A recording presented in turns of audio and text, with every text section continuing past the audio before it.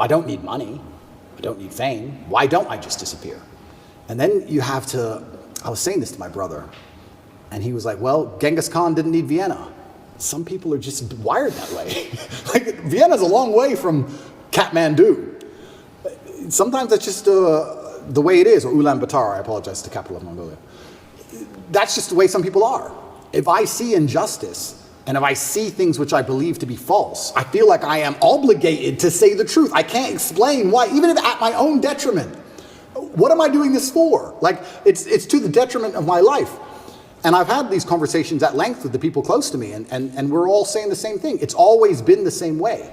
Humanity's always been the same way. There's been a select, small, few good men up against evil, and evil always outnumbers you. Evil always has more money than you. They always have more power and more influence than you. If you play any video game, when you get to the end boss, he always has more life than you. He always has more hit points, but you're the good guy. And it's kind of like, it's never been any different. At any point in human history, there's been the good guys up against the forces of evil, whatever they were of the time. And you've always been outnumbered, and you've always been supposed to lose. So you consider yourself the good guy in this situation? I think that truth is instilled by God in all of us, and I think if you tell the truth, you're a good person. So who do you think is the bad guy? You know, everyone uses they, them, they're after me. Who's they? Who's the bad guy? Well, instead of saying who, I will say, what I will start by saying is what they do.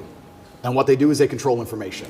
And we now live in an information society, and by controlling information, they control how people think and act and react to things. That's all they have to do. They have to control information, and they have to be very selective with what they allow you to talk about and what they allow you to discuss and what they don't. And once they can do that, they can keep you bickering about garbage, and they can control the sensitive information, and then they run the world. So having all the information controlled and having this hard barrier on what can be discussed, that's how they can purport absolute fallacies. I think now it's been a couple years, we can probably talk about it. They psyoped the world into believing they should be afraid of the common cold. They psyoped the world into this. And if you think about how difficult that would be to do, how difficult would it be to psyop the entire population of Earth? Well, what you do is you just lie on repeat, and you don't allow anyone to say anything counter to it without hurting them the same way I've been hurt. And you just psyop them. It's actually amazing, because now I use that exact same psyop on people. I love it. I love it. So when I sit with someone who's not matrix-minded, when I sit with someone who is matrix-minded, like when the BBC walked in here, I'm like, do you all have your vaccinations? Social distancing. Did you actually? 100%. Social distancing, please. And they look at me like I'm crazy.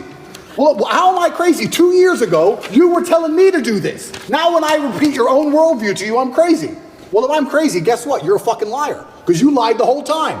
So either you're a liar or I'm not. You know, how can I be nuts? Put your fucking mask on.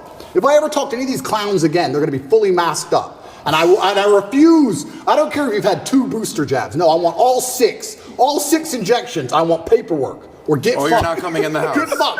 I'm scared of COVID. It's dangerous. I believe the mainstream media. I'm scared.